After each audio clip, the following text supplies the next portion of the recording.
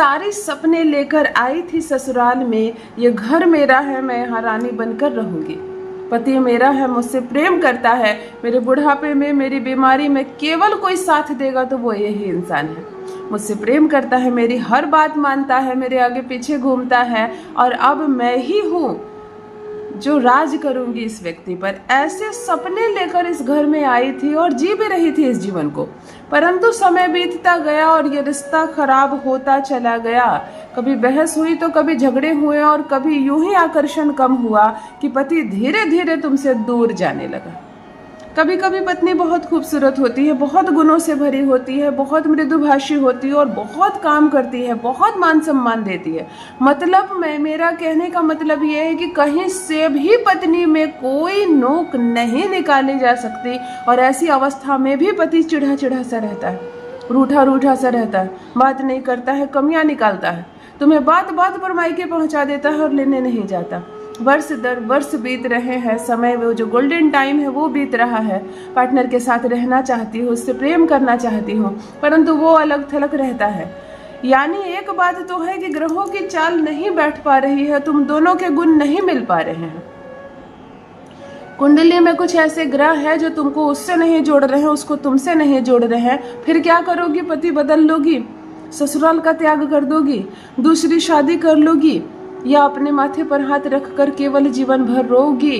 नहीं, तुम्हें इन सारी चीजों में नहीं पड़ना है। खुशहाल जीवन जियोगी तुम उसके साथ, खुशहाल जीवन जियोगी तुम उसके साथ। वही पति जो एक मिनट नहीं देता है तुमको, केवल तुम्हारी ही बातें करेगा, केवल तुम्हारी ही चर्चा करेगा, दीवाना रहेगा तुम्हारा, हर बात मानेगा वो तुम्हारे प्रेम के वश में रहेगा, तुम्हारे वश में होगा।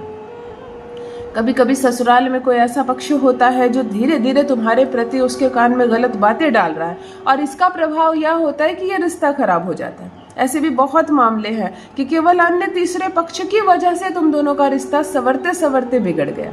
अगर ऐसी बात है तो भी यह प्रयोग बहुत ज्यादा काम करता है। तीसरे पक्ष से इसको कुछ मतलब नहीं है, तुम दोनों के बीच दरार नहीं आएगी, प्यार बढ़ता चला जाएगा, आकर्षण बढ़ता चला जाएगा।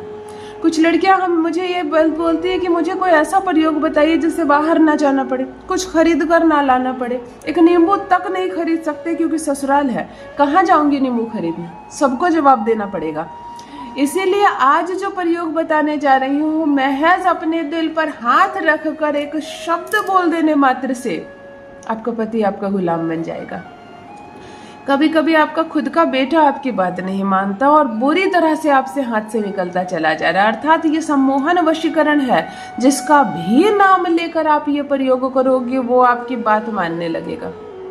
प्रेमिकाएं, अगर प्रेमी नहीं सुन रहा है, आपकी शादी को तैयार नहीं हो रहा, बात नहीं कर रहा है, अब प्रेम फीका पड़ता जा रहा है, धीरे धीरे वो तुमसे दूर जाता जा रहा है, या किसी अन्य का प्रभाव अब इस रिश्ते में तुमको देखने को मिल रहा है। समय बीत गया है, तुम्हें ऐसा लग रहा है कि अब विवाह हो जाए तो बढ़िया।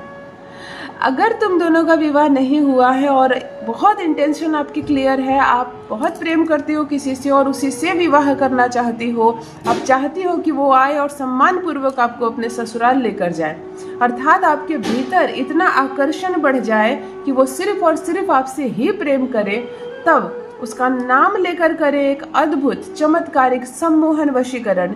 केवल आपके बोली ना बोले तो कहना, केवल आपका दीवाना ना हो जाए तो कहना, अर्थात जिसका भी नाम लेकर यह प्रयोग कर लिया तुमने, उस पर तुम्हारा असर छाना ही छाना है। जान लीजिए प्रथम मैं कौन हूँ। नमस्कार दोस्तों, मैं हूँ खुशबू सिंह। बहुत स्वागत, बहुत अभिनंदन करती हूँ आप सबका अपने YouTube चैनल ज्योतिष ज्ञान में। कैसे हैं आप और घर में सब कैसे हैं? मेरे कमेंट सेक्शन में जय माता दी, हर हर महादेव अवश्य लिखें, अपनी खैरियत मुझे ज़रूर बताएं। पढ़ती हूँ हाथ की रेखाएं, पढ़ती हूँ जन्म कुंडली, और आप कुछ ना कहे तो आपका चेहरा भी पढ़ लेती हूँ। करम है, कृपा है ऊपर वाले की, प्रेम है आप सबका।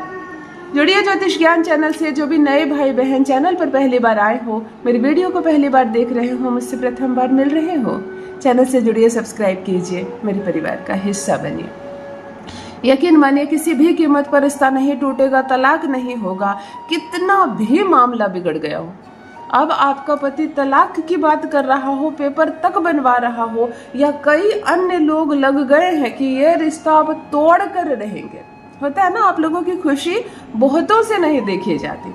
इस रिश्ते को अब तोड़ना ही तोड़ना है। कभी कभी पति और पत्नी बहुत ज़्यादा प्रेम करते हैं, बहुत ज़्यादा दोस्ती हो जाती है दोनों में और बहुत ज़्यादा प्रेम से रहने लगते हैं, और ये बात हजम नहीं होती है। ये बात ससुराल में किसी को हजम नहीं होती। क्या करें कि इन दोनों को अलग कर दें, क्या करें कि इनके बीच प्यार कम हो जाए। अगर तीसरे के प्रयास से यह रिश्ता खराब हो रहा है, तब भी यह प्रयोग आपके लिए किसी चमत्कार से कम नहीं है। मैंने कहा ना, जिसका भी नाम लेकर आप ये प्रयोग करोगे वो दीवाना हो जाएगा आपका। ध्यान से सुने क्या करना है आपको। एक बड़े साइज का कपूर ले ले। अगर आपको देसी कपूर मिलता है तो वो चलेगा, टिकिया वाली कपूर मिलेगी तो वो चलेगी। आपको किसी मार्कर से इस कपूर पर अपने पार्टनर का नाम लिखना है, तो इसी हिसाब से कपूर ले और समझ कर ले। बात समझ में आ गई। टिकिया भी चलेगी, मार्कर से छोटे छोटा नाम लिखना। आपको सरनेम लिखने की जरूरत नहीं है, कुमार शर्मा वर्मा सिंह नहीं लिखना, आपको सिर्फ नाम लिखना है। अजय नाम हो तो केवल अजय, ठीक है। बिल्कुल खड़ी दोपहर जिसको कहते हैं वो होता है 12 बजे। ठीक 12 बजे आप अपने छत पर, आंगन में या बालकनी में, जहां से आसमान खुला दिख रहा हो, और अगर धूप हो तो सर्वोत्तम, ना हो बारिश का मौसम हो, धूप ना हो, धूमिल हो मामला तो भी चलेगा, परंतु धूप हो तो सर्वोत्तम। बिल्कुल खुले आसमान के नीचे आप पूरब या उत्तर की ओर चेहरा करके बैठ जाएंगे।